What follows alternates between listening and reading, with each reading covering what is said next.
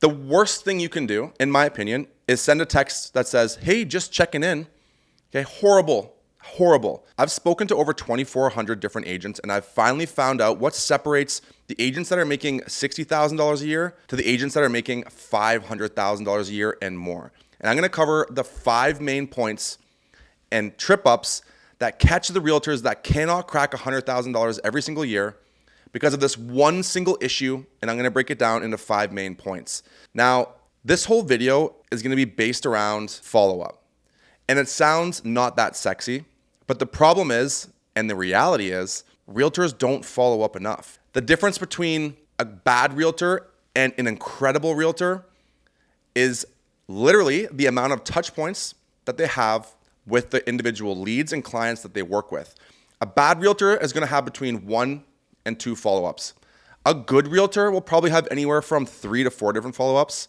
And an incredible realtor earning over $500,000 a year will have over 15 touch points, 15 different conversations with a person before they close.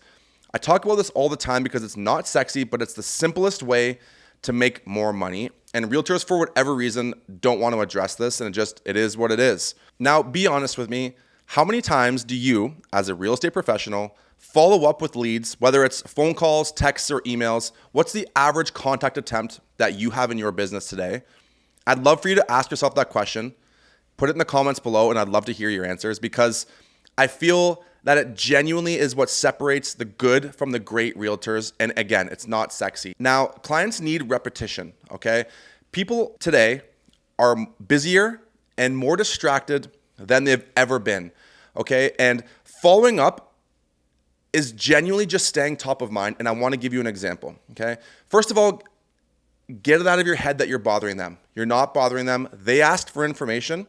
You're providing information. I want to give you a real example of how this affects me in my daily life. I'm in the middle of investing in a company. However, I'm also extremely busy right now building this real estate community. I've built Real Estate Money, which is probably North America's fastest growing real estate community of like-minded realtors who get together. We have meetings every single morning at 6 a.m. We keep each other accountable. We share our wins, our losses.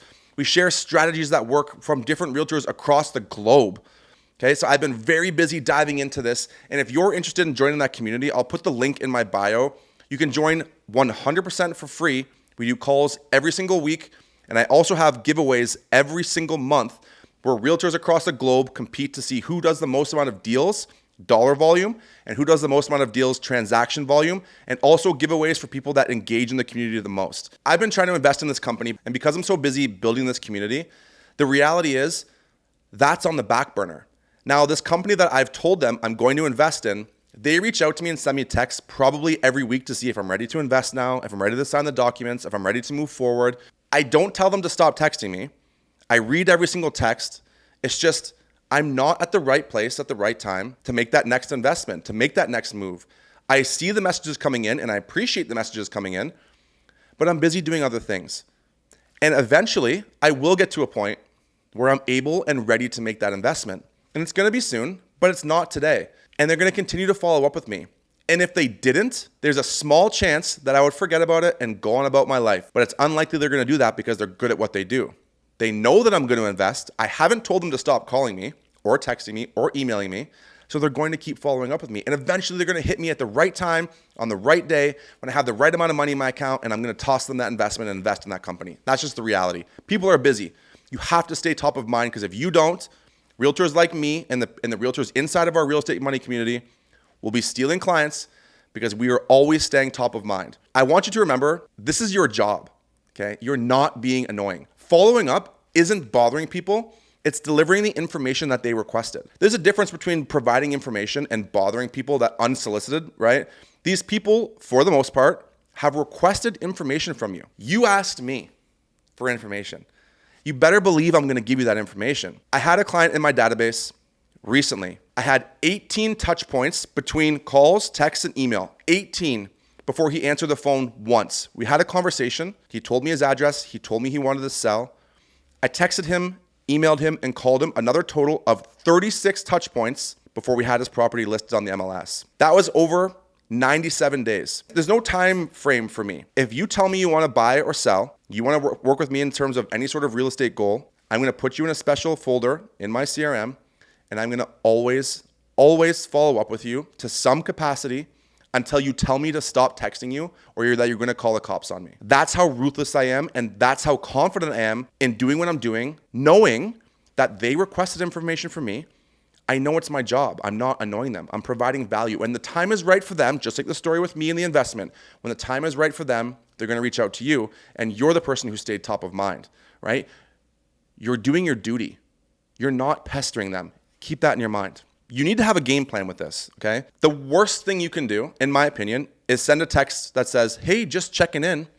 Okay, horrible. That is on the border of pestering. Instead, what you're going to do is you're going to provide value. Hey, did you see that property that sold?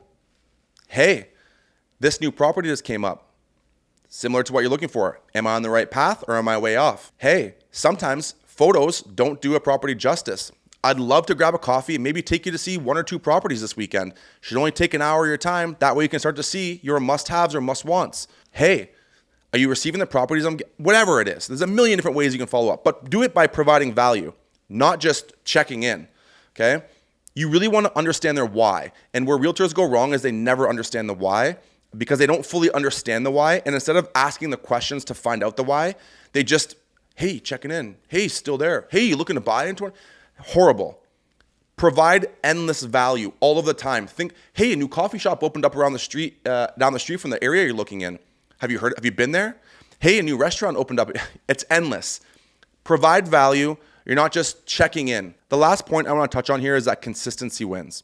And I wanted to ask you a question because I analyze all of my key performance indicators in terms of how many calls I make equal how many appointments, okay? I've analyzed it so much that I know that if I do X amount of dials, it literally equals X amount of money. So if I asked you, hey, if you did 500 dials and it guaranteed you $200,000, would you do it? The answer is yes. But most realtors don't track their KPIs. They don't track their output, so they don't know what's happening in their business. But it's very important you track that and understand that, because put that into your head. Have that mentality. Okay, if I do this many calls, it's going to equal this much money.